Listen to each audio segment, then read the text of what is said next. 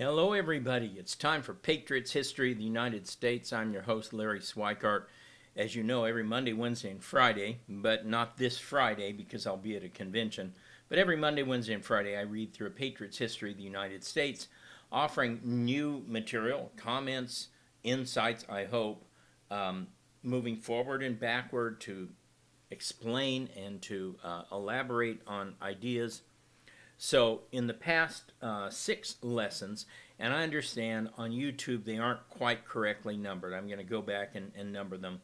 But this is technically lesson number 7. It's the third of our lessons in City on a Hill, the chapter third? No, I think it's the 4th in our series of lessons called City on a Hill, chapter 1. And it's the subheading called the Colonial South, and we're going to be beginning on page 18. Again, I always use the most updated version, the 15th anniversary edition of Patriots History of the United States. You're welcome to use some older editions, but they aren't quite going to sync up, and certainly the page numbers aren't going to work. But that's why I give you the headers, the Colonial South. And today I have some added information that we will be putting in the new and updated, essentially the 20th anniversary edition. They're not going to publish that, so we're going to make it free on the Wild World of History website, probably sometime around May. Depends on how quickly we get through adding all the new material. But you're going to get some of that new material today as well. So let me see, is there anything else I need to warn you of or talk about? From time to time, not quite yet, but maybe in a future lesson or two, I will be going into the Patriots History Reader as well with some documents beginning with the Mayflower Compact. As soon as we get to that, we'll add some readings from that. And it's rewarding to see that, I don't know how many people watch live, but the number who pick up the show over the week greatly increases, and so I want to thank you all for your support and for watching in. All right, so let's get started. Page 18, and the header at the bottom is the Colonial South. In 1606, James I granted a charter to the Virginia Company for land in the New World, authorizing 2 subsidiary companies, the London Company, based in Bristol, and the Plymouth Company, founded by Plymouth shareholders. A group of, quote, certain knights, gentlemen, merchants, and other adventurers, unquote, made up the London Company, which was a joint stock company in the same vein as the Company of the Staple and the Levant Company. And you'll remember last time I briefly addressed why this was such a powerful new tool in English and later Western economic development, this idea of a joint stock company, which meant that it had unlimited life because it would not die with the death of the founder, the creator, because he wasn't the only owner. You had multiple owners, and so they would just elect a new president. And then the other advantage was it had limited liability, meaning you only lost what you put in. Of course, later in the 20th century, this would be extremely valuable when you had these massive lawsuits taking place, and no one person was going to be on the hook for $1 billion, something like that. So here you have these 2 new joint stock companies, London Company and the Plymouth Company. The grant to the London Company, reaching from modern-day North Carolina to New York, received the name Virginia in honor of Queen Elizabeth, the Virgin Queen, whereas the Plymouth Company's grant encompassed New England. More than 600 individuals and 50 commercial firms invested in the Virginia Company, illustrating the fundraising advantages available to a corporation. Again, you only lost what you put in, so it encouraged people, what we would today call middle-class people, average Englishmen, to invest because If they lost a little bit of money, no big deal, but it stood to make a lot of money, they thought. The London Company organized its expedition first, sending 3 ships out in 1607 with 144 boys and men to establish a trading colony designed to extract wealth for shipment back to England. Again, they're operating under the assumption that there's gold and silver in North America, in Virginia area, the same as there was in Mexico. Nobody had explored these areas, so nobody knew what was out there yet. They just assumed.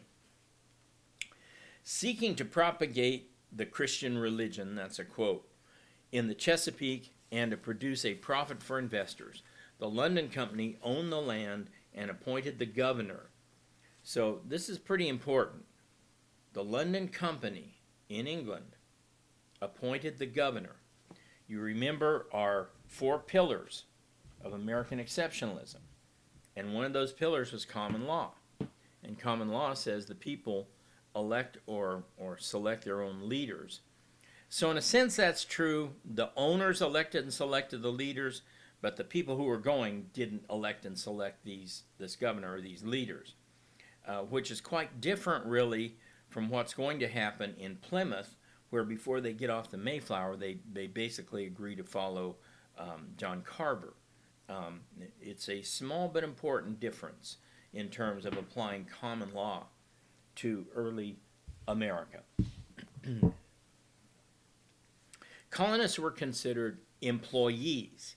However, as with Raleigh's employees, the colonists enjoyed, as the king proclaimed, quote, all liberties, franchises, and immunities as if they had been abiding and born within our realm of England.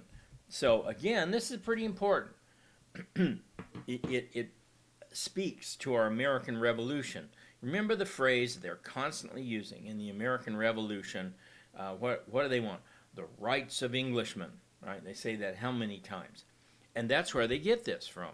That right off the bat, in the London Company, all the colonists were given or viewed as having the rights of Englishmen. And so it's going to be hard later on for the crown to come back and say, oh, no, we didn't mean that. We meant something else. Okay?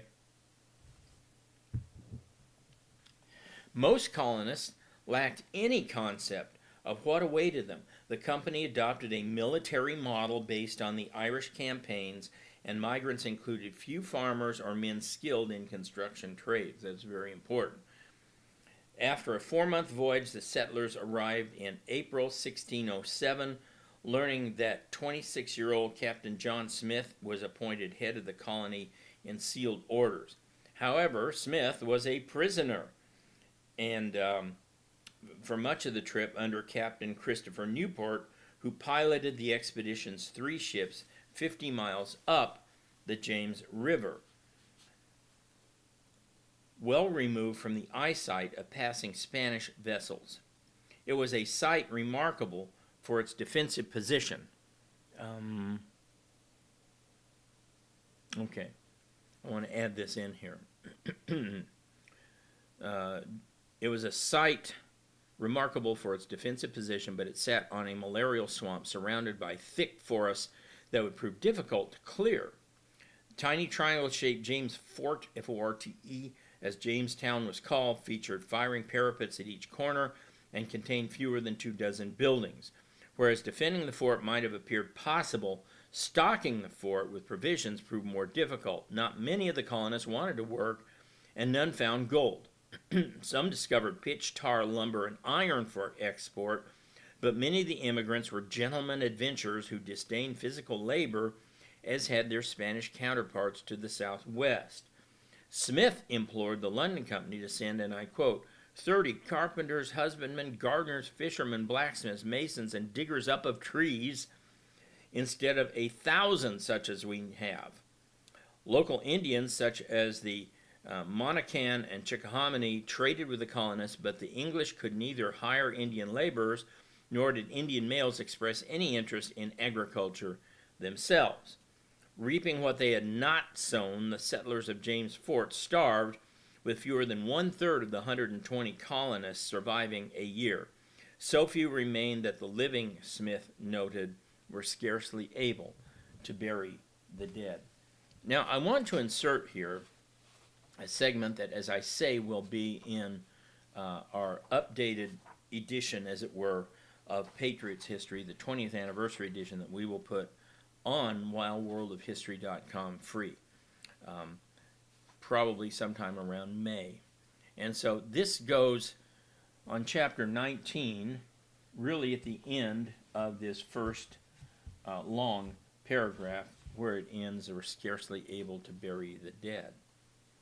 As historian Edmund Morgan hypothesized, getting the settlers to work may have been as much due to their military character as anything else. Soldiers, quote, expected to go hungry often, but they did not expect to grow their own food, Morgan wrote. Certainly, it's a myth that the settlers did not know how to plant. The very first attack by Powhatan's warriors occurred while the men were planting and had not unpacked their muskets. So, they knew what to do, they just didn't want to do it.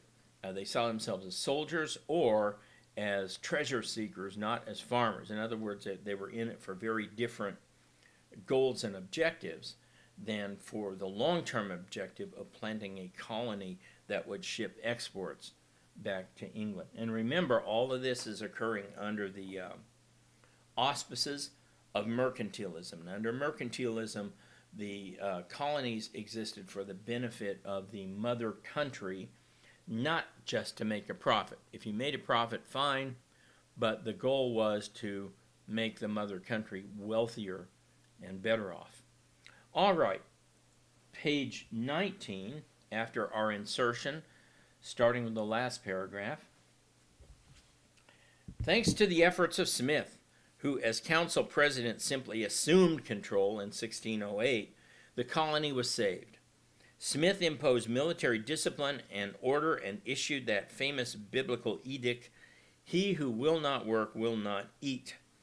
He abandoned the socialist communal model and instituted individual responsibility, thereby stabilizing the colony, and in the second winter, less than 15% of the population died, compared to the more than 60% who had died the year earlier.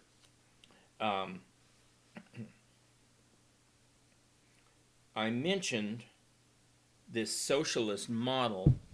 I have done a video for PragerUniversity.com, if you want to look it up, called America's Socialist Origins. It's about 4 minutes in length. It's cute. But it talks about how both in Jamestown and in Plymouth, the settlers arrived with a socialist system. That is, they had communal grain stores. Anything else they found, apples or whatever, were put in communal stores. They had communal lands, often called the commons, and nobody had anything. They had some private property, and like clothing and trinkets and so forth, but nobody owned any real property individually.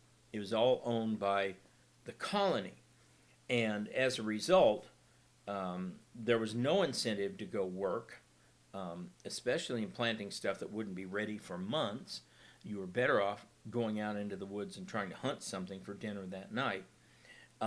There was no incentive to have long-term property improvement or growth, and there was every incentive to run out and consume as much as you wanted, or even overconsume compared to other people.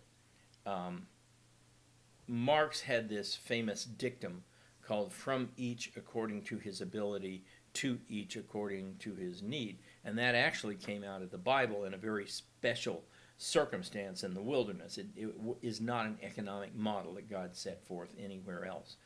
And this notion was that basically people would get to be pretty lazy, and they wouldn't work hardly at all, but they would keep eating the grain or keep eating the common foods, whatever.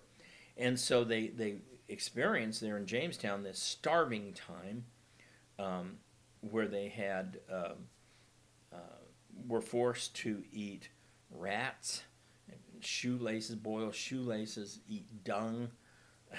Some said they boiled rocks. My wife and I love these cooking shows like Chopped, where you have a market basket of goods. Open your market basket of goods. Oh, we have shoelaces, a rock, a rat, and dung. And of course, the great cooks always go, oh, I know just what I'm going to do. I'll make a puree of rat over some fried shoelaces, and then we'll sprinkle that over the rock, and season it with some crispy dung. You know what they would do with that. So this socialist essence of the early colonies was very detrimental, almost killed both colonies. But again, Smith says, no, here's your grain, your grain, your grain, here's your land, your land, your land, that's it. He who won't work won't eat. And basically privatized the incentive structure there at Jamestown, and they survived after that, as did Plymouth, as we will see. Smith also organized raids on Indian villages. These brought immediate returns of food and animals, but fostered long-term retribution from the natives who harassed the colonists when they ventured outside their walls. But Smith was not anti-Indian per se, and even proposed a plan of placing white males in Indian villages to intermarry, hardly the suggestion of a racist. Subsequent settlers developed schools to educate Indians, including William and Mary. Smith ran the colony like an army unit until 1609, when, confident of its survival, the colonists tired of his tyrannical methods and deposed him. There is one scene in here that we don't have in the book that's really amazing, and it was early on when the James Fort was starving, and they were awaiting new shipments of supplies from England, and they were delayed. They just had not arrived, and so the colonists decided to go back to England. They just had it, and they actually boarded one of their ships and had sailed up the James River, headed for the ocean, when they reached the mouth of the James River, and what was there but an English supply ship. Now, a friend of mine, a congressman named Chris Stewart from Utah, wrote a book called 7 Miracles That Made America, not to be confused with my own book, 7 Events That Made America, America. And this is one of his miracles. And it truly is astounding that they get right to the mouth of the river, right on the Atlantic, and they get the supply ship they need. Without that supply ship, no Jamestown, no James Fort would have been gone. And what's so astounding about all of this is that they meet, and 30 minutes, had they left 30 minutes earlier, they wouldn't have seen that ship, and that ship would have arrived and found no colony and would have headed back to England. So that's how narrow, how tight, how close run, as we say, history is. That 30 minutes made all the difference in Jamestown's perpetuation and essentially its death. At that point, after Smith was removed, he returned to England, whereupon the London Company, by then calling itself the Virginia Company, obtained a new charter from the king, and it sought to raise capital in England by selling stock and by offering additional stock to anyone willing to migrate to Virginia. The company provided free passage to Jamestown for indentures, and I'll get into the whole notion of indentured servants and what all that means a little bit later, for indentures or servants willing to work for the Virginia Company for 7 years. A new fleet of 9 ships containing 600 men and some women left England in 1609. One of the ships sank in a hurricane, and another ran aground in Bermuda, where it remained until May 1610. I just want to note, as we mentioned when we looked at the Spanish and their difficulty in populating Mexico, remember one of the major disadvantages, disincentives to settling in Mexico was the hazardous nature of travel during this time. that ships were constantly sinking and taking down the whole complement of people with them. And so here's another example of that. One sank and one had to be put off there in the West Indies, 2 out of 7, right? So it was a very hazardous and dangerous journey. This constituted an astounding, The other vessels arrived at Jamestown only to experience a starving time in the winter of 1609 to 10. This is what I referred to earlier. English colonists barricaded within James Fort ate dogs, cats, rats, toadstools, horse hides, ultimately eating from the corpses of the dead. When the remnants of the fleet that had been struck in Bermuda finally reached Virginia, this is the one that barely caught them. In late 1610, all the colonists had boarded for a return to England. At the mouth of the James River, however, the ships encountered an English vessel bringing supplies. This constituted an astounding miracle for America's survival, given that had the Jamestown group left a mere 30 minutes earlier, they would never have even seen the other English ship. Nevertheless, re-provisioned, the settlers returned to James Fort, and shortly thereafter a new influx of settlers revived the colony. Like Smith, subsequent governors, including the first official governor, Lord de la Warr, that's capital D-E, capital L-A, capital W-A-R-R, attempted to operate the colony on a socialist model. So they returned to socialism after Smith left. Settlers worked in forced labor gangs, shirkers were flogged, and some even hanged. Still, negative incentives only went so far because ultimately the communal storehouse would sustain anyone in danger of starving, regardless of individual work effort. Administrators realized that personal incentives would succeed where force would not, and they permitted private ownership of land. The application of private enterprise combined with the introduction of tobacco farming helped Jamestown survive and prosper, and experience later replicated in Georgia. During the early critical years, Indians were too divided to coordinate their attacks against the English. Remember, this is what I was talking about in one of the earlier lessons, that the Indians did not view whites as like the supreme enemy. They were one more tribe to deal with, one more tribe to make alliances with, one more tribe to betray, one more tribe to defeat. They're just like any other Indian tribe. And to see them differently, as Richard White pointed out in his book, is pretty modern and presentist in its view.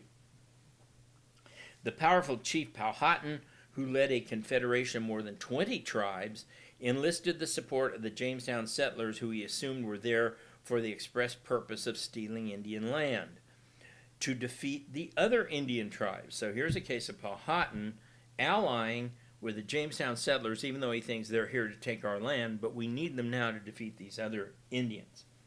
Both sides played balance of power politics. Thomas Dale, the deputy governor, proved resourceful in keeping the Indians off balance. At one point, Captain Samuel Argyle kidnapped Powhatan's daughter, Pocahontas, also called Matoaka, and held her captive at Jamestown. There she met and eventually married planter John Rolfe. In 1614, their marriage made permanent an uneasy truce that existed between Powhatan and Jamestown.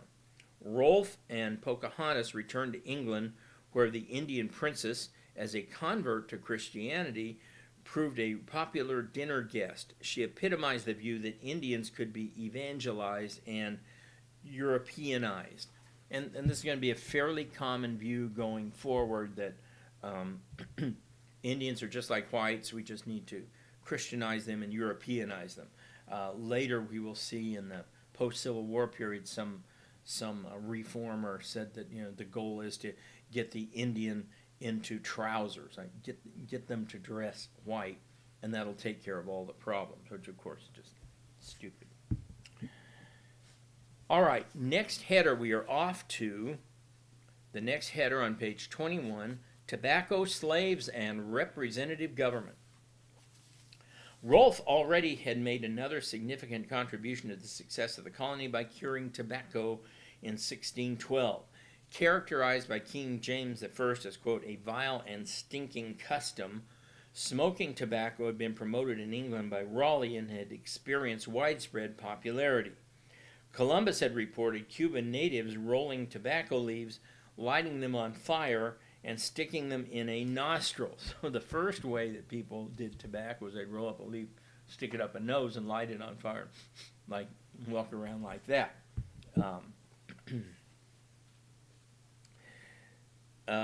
England already imported more than 200,000 pounds of tobacco per year from the Spanish colonies, which had a monopoly on nicotine under Rolfe's discovery. By Rolfe's time, the English had refined the custom by using a pipe or by smoking tobacco directly in the mouth. Tobacco was not the only substance to emerge from Virginia. That would later be considered a vice. George Thorpe perfected a mash of Indian corn that provided a foundation for hard liquor, but tobacco had the greatest potential for profitable production. Substantial change in the production of tobacco only occurred, however, after the Virginia Company allowed individual settlers to own land. In 1617, any freedman who migrated to Virginia could obtain a grant of 100 acres of land. Folks, this is incredible. I mean, this is just amazing. Any freeman. You didn't have to be a noble. You didn't have to be an aristocrat. You didn't have to be a member of the Islamic ruling elites. Anybody could just go and own land. And what soon followed that occupation of the land? A title deed. Remember our 4 pillars of American exceptionalism. And pillar number 3 was private property with written titles and deeds. And to prohibit conflicts among settlers, it's my land, no it's not, it's my land, that kind of thing, you started to get legalized and recognized titles and deeds whereby you would draft your own map of your land and take it to a government office. It would be something like, well, my land runs from the creek down there over to the base of that mountain, up to that rock that sort of looks like Richard Nixon, and then back here to the base of the mountain, and things like that. And you draw that up and take that to the governor's office, and they had somebody there who handled this stuff, and they would stamp it with the approval of the crown, and you would have an official title deed to that land. Now, that served 2 big purposes. First of all, as I just mentioned, if there's a conflict with another settler, you got proof. No, this says that your land stops right here and his land starts over here, so you have no claim to this land over here. That's first thing. Second thing, more important in the long run, was that you would have a small barrier, not a huge one, but a small barrier against government, to use Ronald Reagan's term. You would have a barrier that between you and the government's ability to come in and just take your property. You can't do that. I have a legal title and deed. Now, of course, if a king wanted your land, he had the soldiers, he'd come in and take it. You might fight, but at least you could protest. At least a court would hear it, and sometimes a court would rule in your favor. It's not going to happen all the time, may not happen a lot, but increasingly it happens more and more and more where your property rights as identified by your written titles and deeds are sacrosanct. They're almost holy, and it's very hard to violate those, even coming down into our 21st century. I know we have things like homeowners associations, which essentially can violate your property rights, but again, when you moved into that subdivision, you signed on to a homeowners association. If you don't want anybody having any authority over your land in terms of what color you paint your house, you got to go buy land in the country. I understand there are various environmental and government regulations as to certain safety things you must have. You can't put up your own little nuclear plant out there and pollute the water, anything. I get all that. But the bigger picture is this was a remarkable establishment of private property rights that governments had to observe for the most part, and did observe, that has lasted really all the way down to the present. And even today, if you want to, the government wants to take private land through eminent domain, there's a very long, arduous process they have to go through. They have to pay you something. Of course, all landowners will say, that's not what my land was worth. The government will say, no, it was worth a lot less. But they do have to pay you something. They have to compensate you for taking your land. And it's going to be very interesting. I live literally 100 yards, 150 yards from an Indian reservation. And recently, they announced they were putting up a casino about 1 mile from my house down the highway. Well, because I'm on the end of land that borders the Indian reservation, the highway that was there, called Hunt Highway, is a 2-lane highway with a passing lane in the middle, turn lane sometimes, not all the time. In other words, a very small, narrow highway. Well, with this casino now, they're going to have to widen the highway. So what are they doing out there? They use eminent domain and negotiations to take some land from the Indians and some land from the people on the other side of the subdivision. Fortunately, when the subdivision was built, it allowed a lot of extra land kind of on our side, probably with the anticipation that road would be expanded. But I'm sure the negotiations with the Indians was fun because they didn't want to give up any of their land, but after all, it's their casino. So it is being widened, and this is going through all these government processes of eminent domain and negotiation. You only use eminent domain if people won't willingly say, yeah, I'll sell you my land, okay? So, very important precedent being set here in the 16 teens already that's going to affect us all the way down to the present. Grants were increased for most colonists through the head right policy, under which every head of a household could receive 50 acres for himself and an additional 50 acres for every adult male member or servant who came to America with him. So obviously, if you're coming to America, you want to get as many servants as you can up to where you can get 250 acres if you're not bringing your whole family. The combination of available land and growing popularity of tobacco in England resulted in a string of plantations stretching to Failing Creek, well up the James River as far west as Dale's Gift on Cape Charles. Virtually all of the plantations had riverfronts, allowing ships' captains to dock directly at the plantation, where their influence extended as far as the lands of the Piedmont Indians who traded with the planters. And of course, they would load barrels of tobacco right on the ships there on the river and sail back to England. Tobacco cultivation encouraged expansion. The crop demanded large areas of farmland, and the methods of cultivation depleted the soil quickly. Growers steadily moved to interior areas of Virginia, opening still more settlements and requiring additional forts. But the recurring problem in Virginia was obtaining labor, which head right could not provide. Quite the contrary. It encouraged new free farms. Instead, the colony placed new emphasis on indentures, including, quote, 20 and odd Negroes brought to Virginia by a Dutch ship in 1619. The status of the first blacks in the New World remains somewhat mysterious, and any thesis about the change in black status generates sharp controversy. Historian Edmund Morgan in American Slavery, American Freedom, that's his book. It's a great book. You got to read that if you're interested in early Virginia, and it's held up very well since he wrote it. Contended that the first blacks had the same legal status as white indentured servants. Other recent research confirms that the lines blurred between indentures of all colors and slaves, and that establishing clear definitions of exactly who was likely to become a slave proved difficult. At least some white colonists apparently did not distinguish blacks from other servants in their minds, and some early black indentured servants were released at the end of their indentures.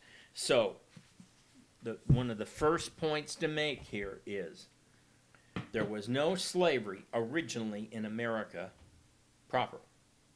It was introduced 12 years later, but those were already slaves from Dutch colonies. That's the second point. Third, even with slaves, there was great question in the minds of American colonists as to who was free, who was an indenture, and who was a slave.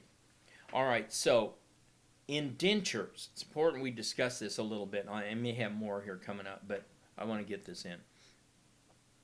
Indentures had a contract, in theory, that they willingly signed in England to come over. Now, these contracts almost certainly were with one of two types of people. Criminals who were looking to escape punishment in England, or people who wanted land in the New World. And remember, 100 acres of land in the New World made you a very, very, very small baron in England. But it basically gave you something nobody else in England had, which was land. And in England, land in the hands of the aristocrats was what gave everybody their power. So this was a way that even a barrel maker or an ironsmith could come over to America, or a criminal, and become the equivalent of an English aristocrat, if on a very, very, very small level. Now, the indentures themselves differed.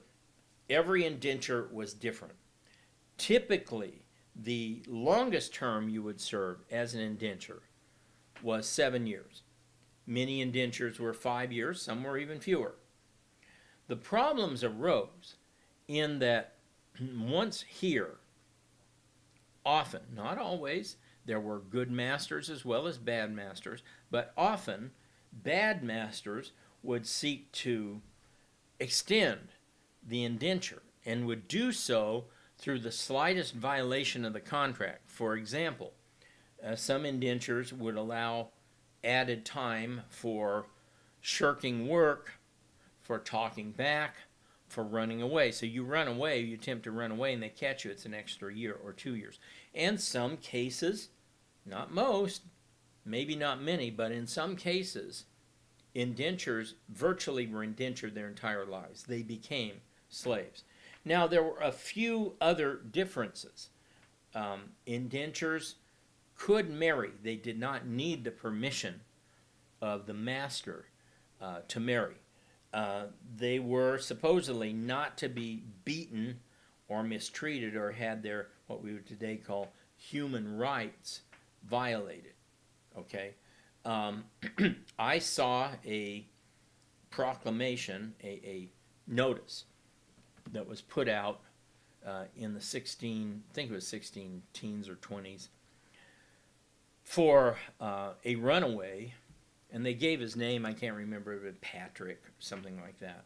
And they described him as, you know, having red hair and strong and muscular and wearing a brown cloak, which basically probably applied to 60% of the indentured men out there.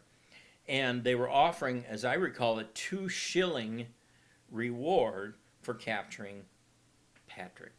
Well, of course, if Patrick gets into any of the larger cities, it's going to be very hard for anybody to capture. I'm not talking about today's cities with millions of people, but if you get into a city that has 10 or 20,000 people, you keep your head down, it's going to be hard for somebody to capture you. And of course, anytime you see one of those notices, you pull it down, tear it up, burn it.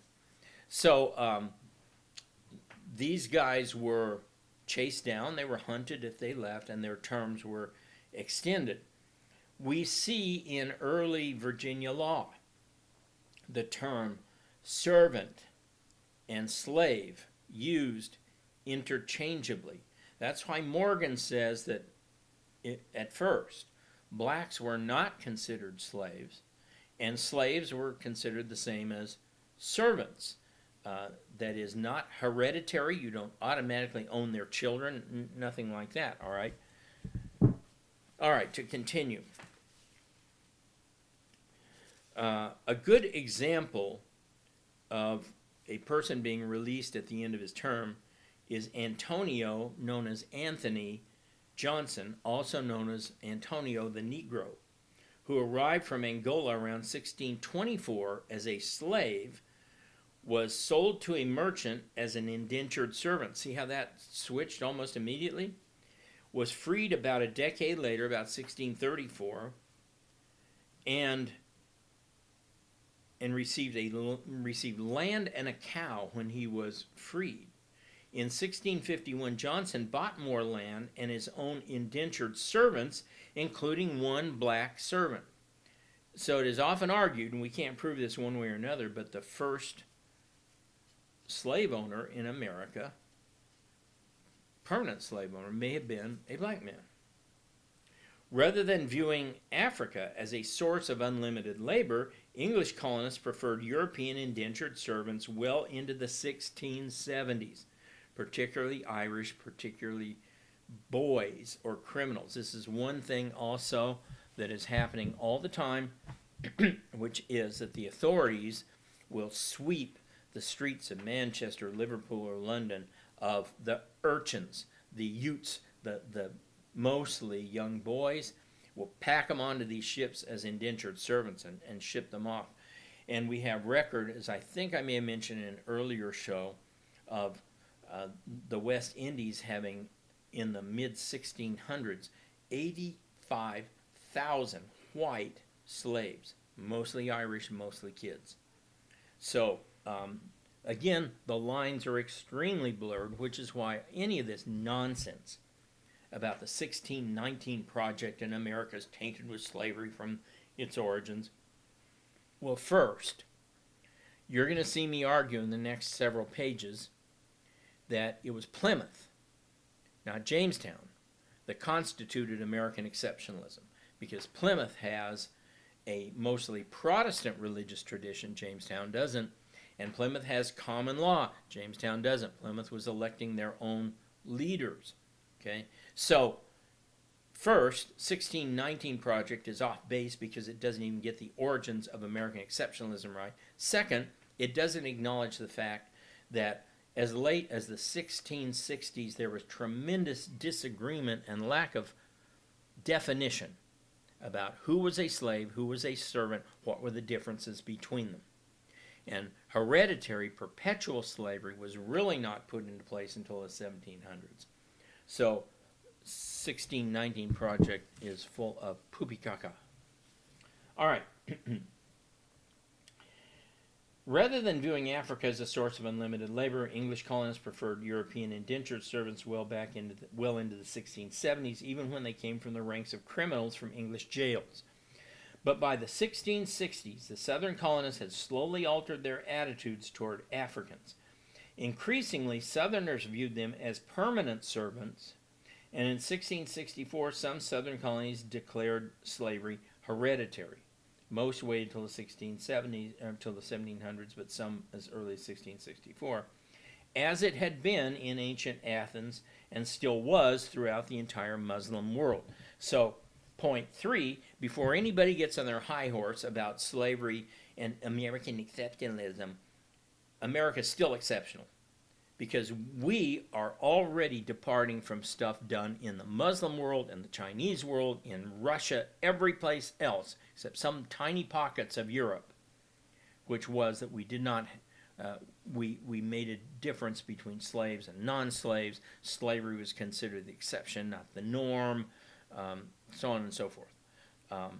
But by far the biggest slave traders at this time are the Muslims, without even question. I mean, it's not even in the same ballpark.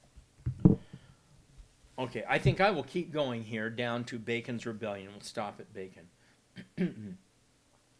Perhaps the greatest irony surrounding the introduction of black slaves was the timing.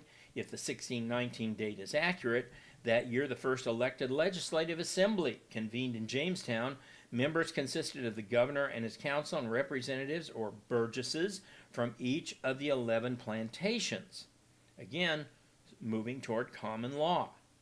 The assembly gradually split into an upper house, the governor and council, and the lower house made up of the burgesses. We can call this kind of a Senate and a House of Representatives.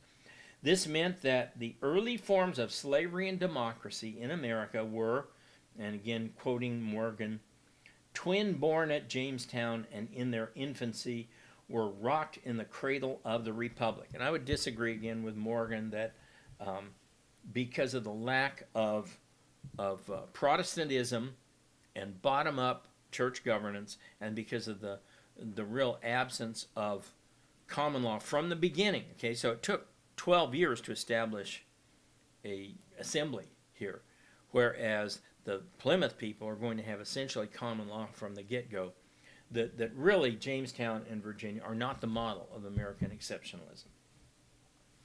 Each of the colonists had the right of Englishmen, but the scarcity of labor forced Virginia Company to grant new equal political rights within the colony to new migrants in the form of privileges that land conferred. In that way, land and liberty became intertwined in the minds, not slavery and liberty. Land and liberty became intertwined in the minds and attitudes of the Virginia founders.